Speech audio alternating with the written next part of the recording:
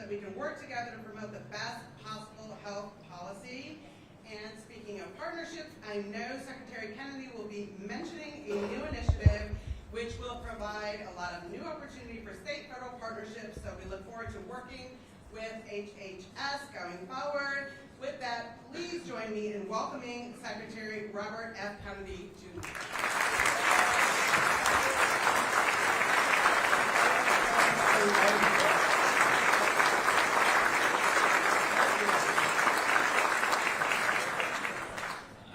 I'm going to be brief. I want to announce today a significant achievement in expanding access to transformative therapies for Medicaid beneficiaries. The basic idea that we've been working on is intuitive, tying payments to manufacturers to whether the drug actually works for patients. To achieve that goal, CMS negotiated with manufacturers of the FDA-approved gene therapies for sickle cell disease to create an innovative payment structure and a set of patient supports. The result was a novel kind of public-private partnership. I'm very happy to say that an astonishing 35 states, covering 84% of Medicaid beneficiaries with sickle cell disease, have applied to participate in this new model.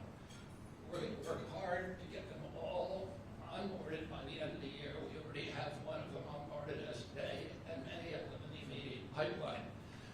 The level of participation by states was unprecedented, and it far exceeds the usual benchmarks for participation in CMS Innovation Center models, which goes to show that we are meeting a real need that states have for affordable next-generation therapies.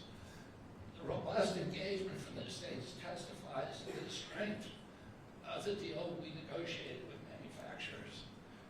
We anticipate learning from this model and adapting it for future applications. We believe it promises long-term savings for the states while also improving access for Medicaid beneficiaries. And so this is a real win-win for everybody. It also illustrates a broader principle that I want to realize throughout HHS. People assume that budget cuts translate into worse service for beneficiaries. And I don't think it has to be that way. When we adopt cutting-edge technologies and make tough but fair negotiations with industry, we can cut costs and improve patient care. This is a mindset of efficiency and creativity that I hope we will come to expect from HHS. I want to thank all the partners who have had a role in this important achievement. First, I want to recognize the patient community representatives that are here today. Sickle cell disease is a terrible illness. I have many friends who have it, and their lives are devastated. They oftentimes live in agony. We have seen an incredible strength and resilience in those affected by sickle cell disease and their caregivers. We understand that this is a community that is looking for options to be empowered to make the best choices possible for their health. So thank you for your relentless advocacy. Second, I want to thank our state partners.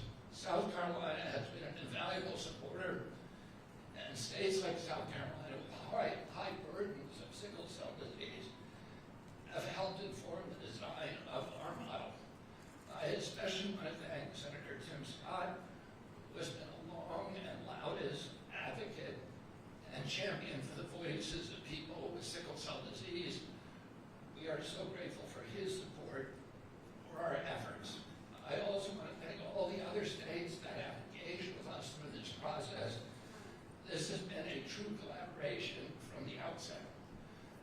Third, I want to thank our industry partners. While negotiations are never easy, the success of this model shows that voluntary approaches can work, and you have the right partners across the table. I believe that they have negotiated in good faith, and that they too act from a desire to serve. Without the support and commitment to access, we wouldn't be here today. Finally, I want to thank the community of medical providers working tirelessly the system work for your patients. We want to make it work better for you and for them. We're here today because the department has a deep commitment to ensuring access for Medicaid beneficiaries to next generation therapies, and particularly those like the gene therapies for sickle cell disease, which can address the root cause of chronic disease and transform the life of beneficiaries. We look forward to working with all of you to deliver on that commitment. Thank you for joining us, and thank you for your participation, your partnership in the efforts to make America healthy again.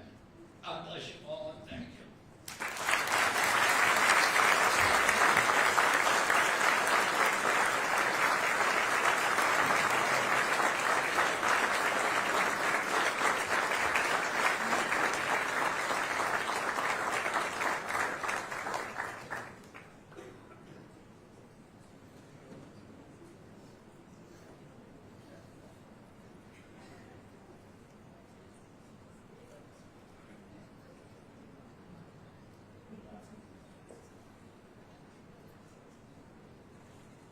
Thank you, Secretary Kennedy, for your remarks. I'm Abe Sutton, and I serve as Deputy Administrator of CMS and Director of the CMS Innovation Center, the entity that created this model. Thank you, everyone, for inviting me here today to give a few brief remarks. As Secretary Kennedy shared, we stand at a defining crossroads with the opportunity to reshape health and wellness in this country in line with the imperative to make America healthy again. The CMS Innovation Center was entrusted by Congress with the mandate to improve the healthcare system by developing healthcare payment and service delivery models to lower costs and improve the quality of care. We are uniquely positioned to guide the path to help Americans live healthier lives. We will do so by embracing evidence-based prevention, by empowering people to achieve their health goals, and by driving choice and competition.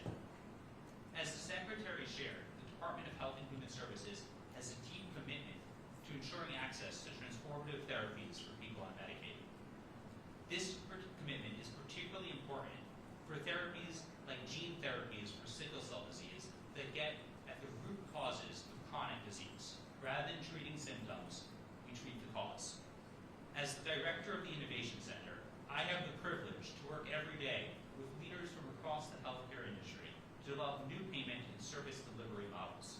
As more cell and gene therapies come to market with high price tags, we face a challenge. Ensuring that patients in need can access these life-changing treatments while also protecting state budgets. Today, the process for securing coverage for these treatments is highly fragmented. Sometimes what we see is that each time a new patient presents, a state is forced to create new mechanisms for covering that patient. That includes building coverage policies, aligning with care management entities, and negotiating single case agreements patient by patient. The process can sometimes take 12 to 18 months. That delay has consequences. It means that patients don't get timely access to treatment. It means that might delay their care, and they may stay on treatments that only treat the symptoms of disease. It can affect their productivity. It could affect daily living. It also means that manufacturers have a harder time bringing products to market and have to underwrite longer delays in that process. It means a high burden on states, managed care organizations, and providers as they design ad hoc solutions patient by patient. That is why the Innovation Center is operationalizing this model, one that front-loads the work and creates standardized collaborative processes among states, Medicaid managed care organizations, providers, and manufacturers. With this model, states will already have coverage policies in place with alignment with their managed care entities and agreements with providers so that when patients present, they can be improved in a matter of days, not months. The Innovation Center started this model with a focus on sickle cell disease. Sickle cell disease is a devastating lifelong condition that causes severe pain, organ damage, and long-term consequences like strokes and lung disease. As a result, patients often spend significant time in the hospital. This model is a great example of how we can deliver on important access along with cost savings when public and private partners come together and work towards a common goal. This model will also offer access to fertility process that renders most patients infertile. Many of the impacted children and young adults don't have insurance coverage for fertility preservation, and this could be a meaningful barrier to starting their own families in the fullness of time. Through this model, we are allowing manufacturers to pay for fertility preservation services to support children, young adults, and families. Let me cut straight to the heart of this policy. We are now operating a model that will dramatically improve states' ability to provide life-changing gene therapies to people on Medicaid in a fiscally responsible manner, all while holding manufacturers accountable for the results that they deliver. This integrated approach underscores the effectiveness of collaboration. We want to make sure there's a functioning, sustainable market by addressing the barriers that stand in the way, whether it's reimbursement policies, access across state lines, or supportive services. People often face real hurdles in getting these therapies, and the Innovation Center, under the leadership of Secretary Kennedy, Administrator Oz, is focused on breaking down barriers and improving lives for people on Medicaid. We understand that the pipeline for cell and gene therapies is robust and growing, and we want to be out in front with our partners, working to transform the marketplace for all cell and gene therapies, going beyond sickle cell disease. We welcome your input on where we should turn our attention next, on where there is a need from states for our support and from patients for improved access. Thank you.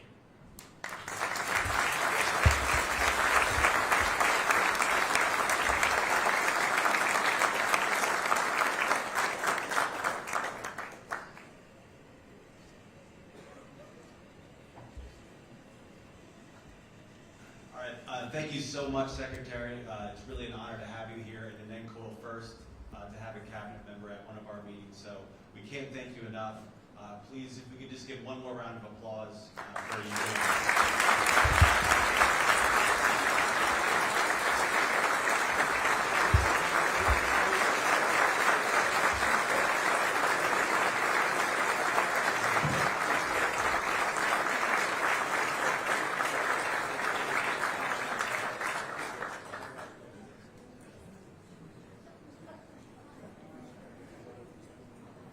Despite our little hiccup there, we have ended 5 minutes early, so that worked out great. So just a little scheduling announcements. If you're a non-legislator attending your first NCOIL meeting, there's going to be a meeting in this room in about 5 minutes if you can meet in the middle of the room. Legislators attending their first NCOIL meeting, there will be a meeting with leadership up one floor on the mezzanine level. And then the committee meeting rooms are also on the mezzanine level, and the first committee meeting will be the Work Comp Committee at 9:45. So thanks again, everyone, and we look forward to a great meeting.